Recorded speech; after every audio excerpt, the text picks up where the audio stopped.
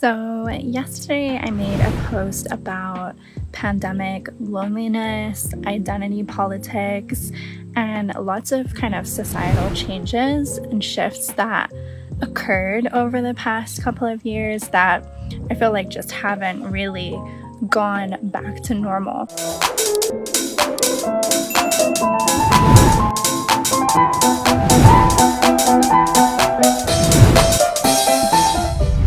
And whilst all this is going on, it's so easy for us to get super isolated or in our heads about things that are happening to us or feel like they're happening to us. We react to our thoughts in the wrong way. Now more than ever, this is highlighted online, right? So you can make a post or you can make a tweet and have people really come at you like never before.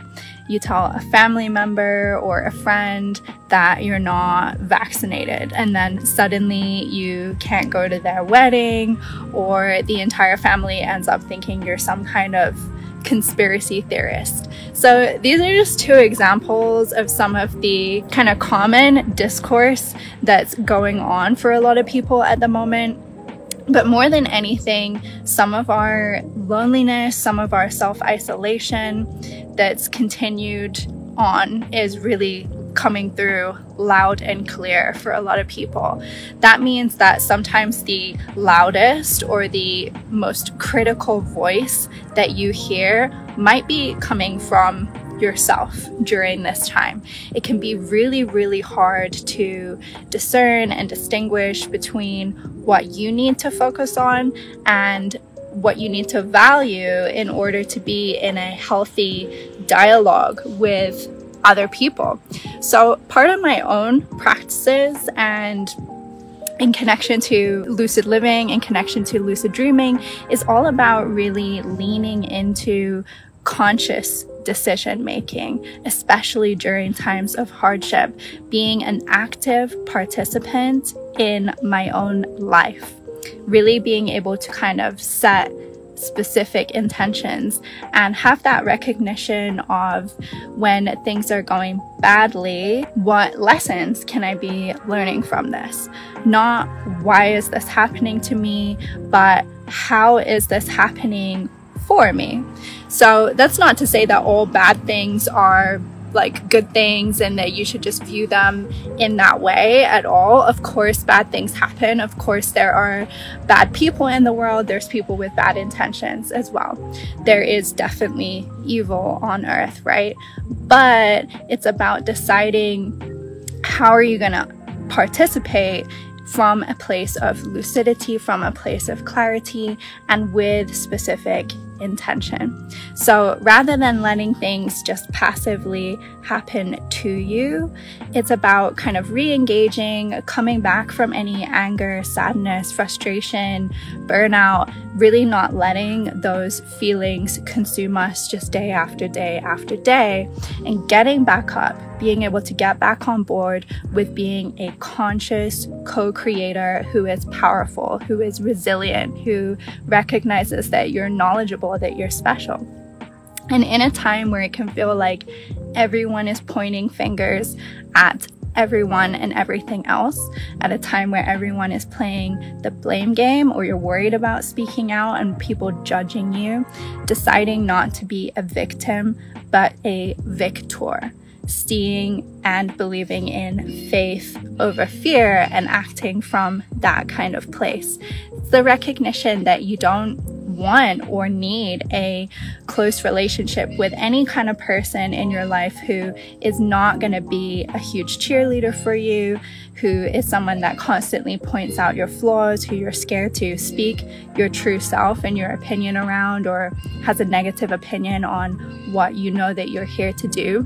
That you don't want a relationship in your life that doesn't make you feel like a king or a queen and encourage you to be your best self, and that you don't need the substances or any crutch that is ultimately holding you back from being that next level version of you that you deserve to be, and that you know that you have the potential to live at. It's really easy to focus on all the things that we don't have, to focus on what we've lost during this time, and it sucks, right? If you don't get that promotion, or if you broke up with the person who you thought was going to be the love of your life, or that your life totally changed trajectory and suddenly you and your friend don't really click like you used to.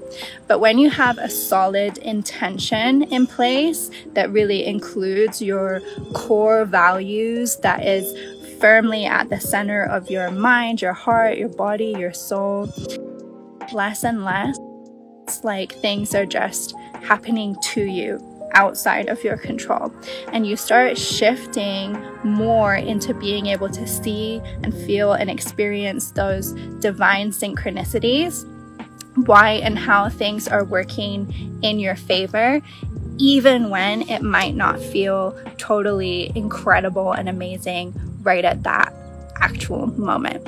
I'm not saying that everything has to happen for a reason or taking on that kind of stance at all. I'm saying that if you're firm in your own intentions, then it's much easier to really interpret what's going on and why as an active participant in what you're consciously co-creating. When you take on this viewpoint and you choose to live lucidly, to dream lucidly, you start creating better outcomes for yourself. We choose in all scenarios, whether it's really conscious or subconscious, or maybe sometimes even totally unconscious, whether we're going to take a positive or negative stance. How are we going to react? Is that going to be involuntary or voluntary? How are we going to process the information that we're newly presented with? Am I going to throw myself a pity party if someone hates on me, or am I going to see them through God's eyes and that they're maybe hurting, maybe they're in pain? One of the biggest bonuses of lucid dream work is being able to transform negativity into positivity, and I want to go into today exactly how to do that for yourself. If you have nightmares, depression, anxiety, anger, or anything negative at all going on in your life, then you can use this to not only induce a lucid dream with ease, where you can start working on really rewiring some of these things, but you can also condition yourself in the waking state so that you can start really designing a life that you truly desire, where negative things cannot and do not happen to you. If they are, the likelihood then is that you're dreaming. This is how you can pull yourself into a kind of lucid living, waking state reality, where you're able to make the best conscious decisions for yourself moving forward in any kind of negative situation, if one does happen to you. So you're not just blindly reacting, you're not just having an irrational reaction, but instead you're consciously co-creating. Is this making sense? So I want to give you an example of exactly how this works and how you can start using it for yourself. My example is about something that happened with my husband. One of the negative emotions that I realized I had kind of like blueprinted into my adult life was defensiveness. Whenever my husband would tell me something that I needed to work on or improve upon, that would be really great for us as a married couple. Even I'd get pretty defensive at first, and I'd start seeing it as some kind of attack. Really, that was my 20-year-old automatic irrational reaction, right? But it makes sense to me now because I know my history. I know why I needed to grow up reacting that particular way to particular people, but it didn't make sense anymore to have those kinds of reactions or negative responses with my husband, since I know that he had really positive intentions for me, for us, for our relationship. So I chose defensiveness as an emotion to begin triggering lucidity. Whenever I felt defensive, I would use the CEEO method and ask myself, who am I with right now? Where am I? How defensive am I feeling on a scale of 1 to 10? And what kind of observations am I able to make? And by doing this, I was able to start rewiring some of those defensive tendencies that would occur in my lucid dreams. Firstly, I was able to just give myself love, go back to some of those occasions where I had initially built in those defensive reactions, and this really helped me with the entire healing process. But then I also began to get lucid in the waking state when defensiveness would arise, and I could start making better decisions for who I, as who I am today, would like to respond in the conversation as a wife, not as a traumatized kid. Make sense? So if you're here with me now, or even if you're watching on replay, I'd love for you to select for yourself a negative emotion that you would like to work on this week that will bring you moments of lucidity, not just whilst you're sleeping, but whilst you're awake as well. What's an emotion that you would like to have a better outcome with?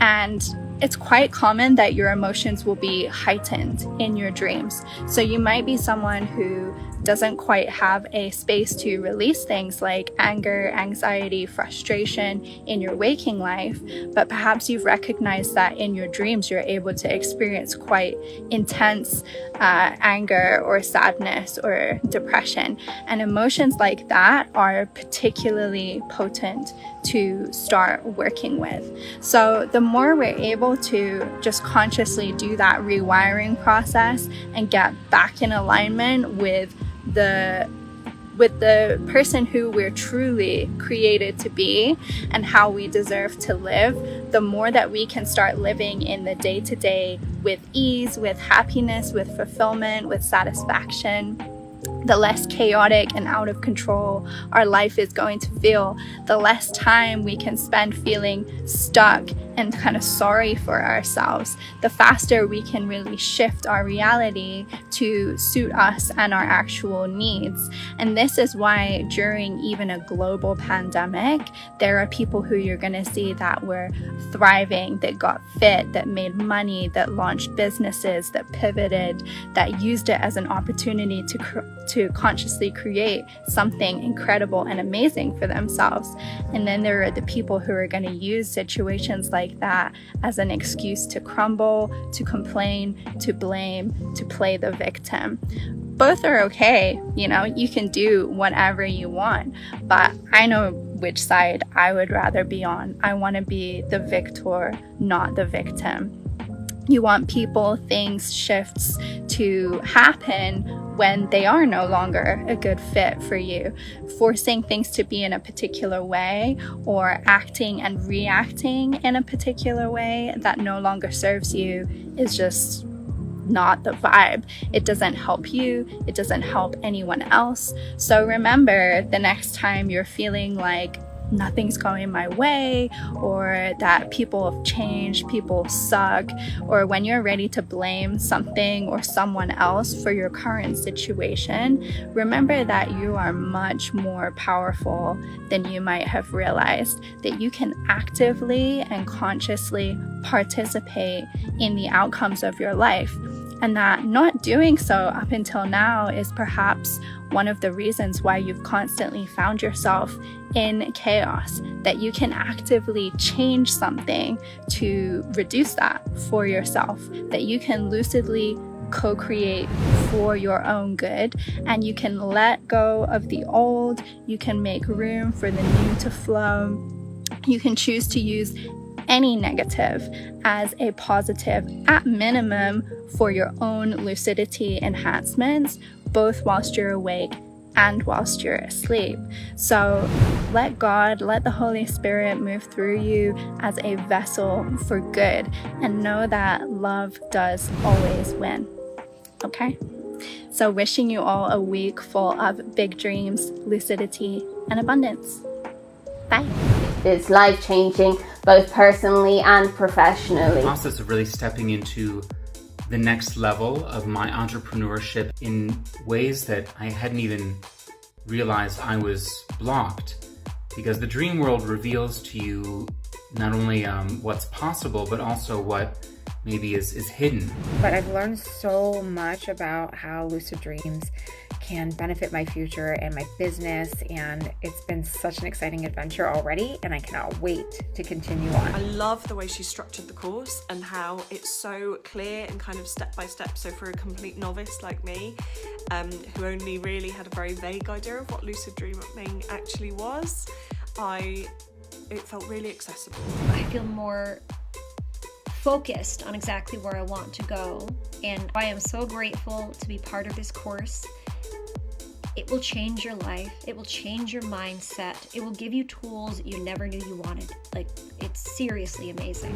But I have to say that Lana is an amazing teacher of the class, and I would suggest anybody taking it. It's definitely scholarly, like college level kind of course, and it's an 8-week program, so check it out. Even if simply on a one-on-one basis in her dream coaching, I think that's extremely valuable.